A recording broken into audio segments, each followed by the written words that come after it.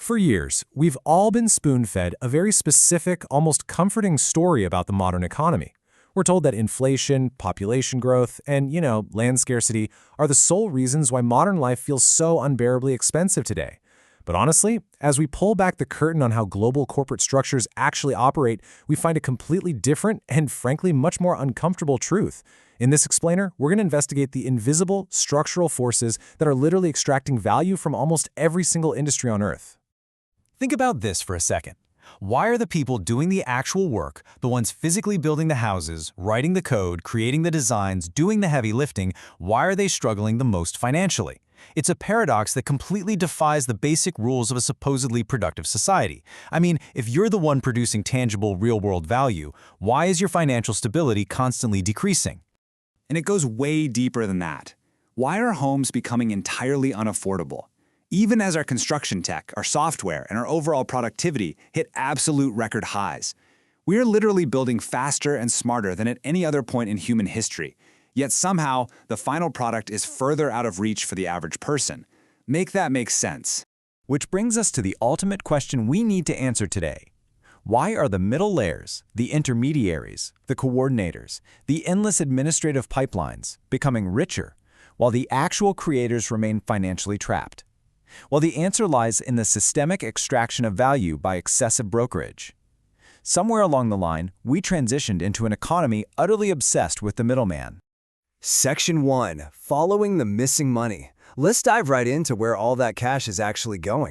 So, a modern project rarely moves directly from a client to a creator anymore. That direct line is dead. Instead, it gets pushed through this exhausting chain of business layers.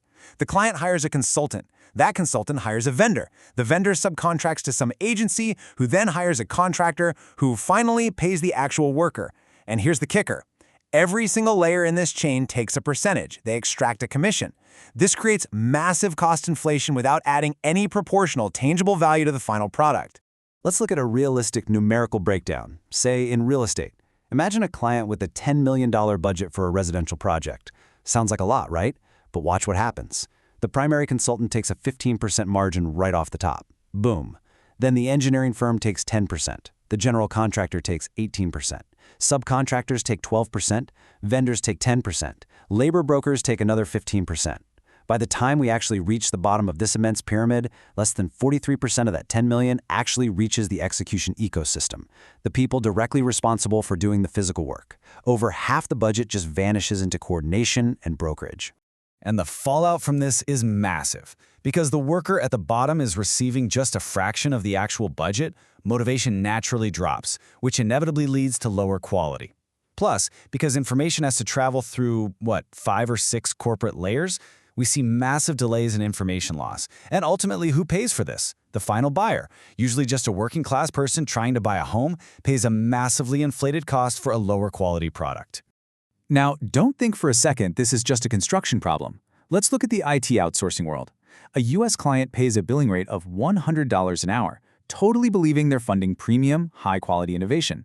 But watch how that value dilutes. The global consulting firm retains $35.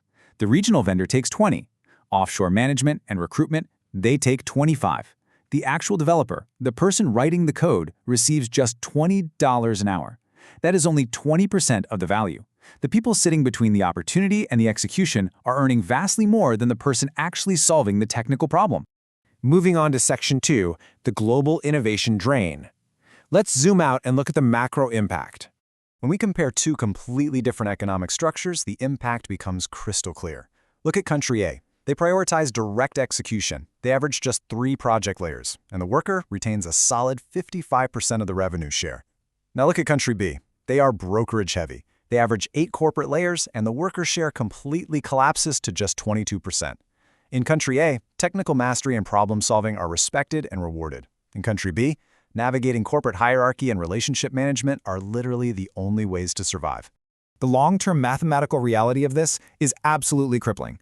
After 20 years, country B, that brokerage-heavy system, develops an average housing inflation of 13%, terrible R&D efficiency, and massive project delays. And honestly, this is exactly why we see brain drain.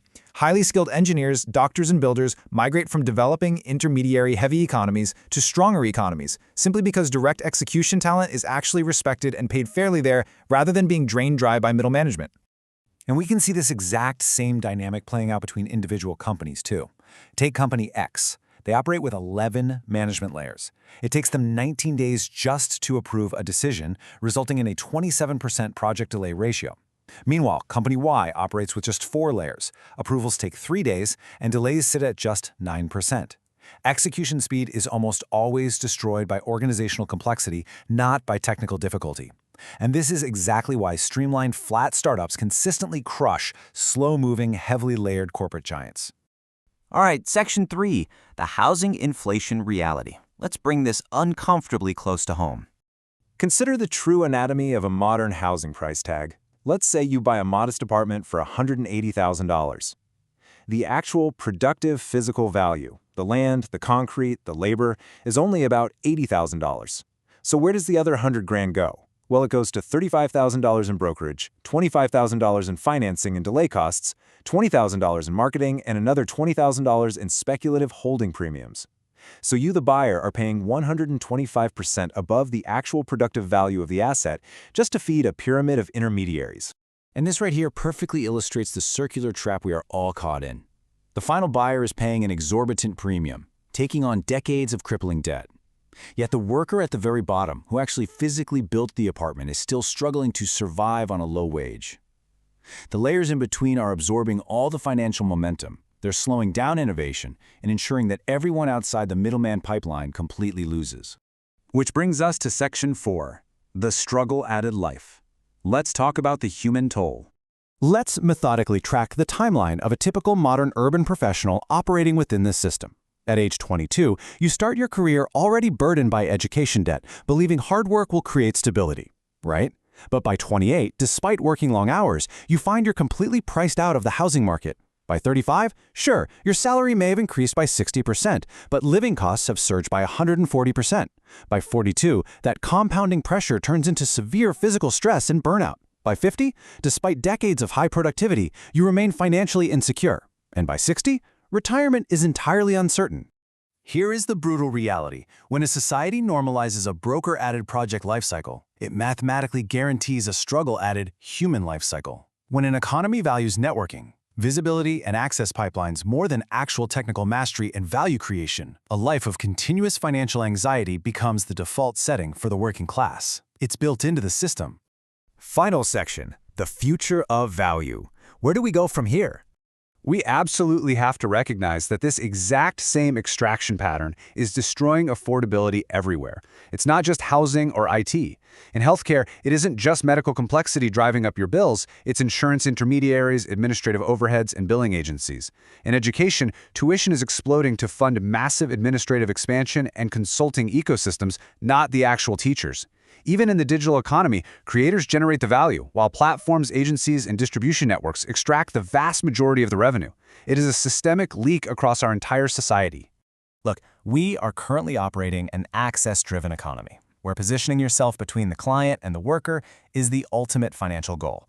But sustainable prosperity, that requires a massive shift back to a skill-driven economy. The future belongs to organizations that can create the absolute shortest possible distance between an idea and its execution. We must start utilizing technology, like AI, not to add more digital middlemen, but to strip away unnecessary reporting structures and actually empower the people who build, solve, and innovate. I want to leave you with this final, profound reflection to deeply consider about your own industry, your own career, and how our society currently values work. Are prices really increasing because workers earn too much, or because too many layers are taking percentages before value reaches the real creator? The world does not move forward because of brokerage. It moves forward because somewhere, someone, actually does the work. Thank you for joining me on this explainer.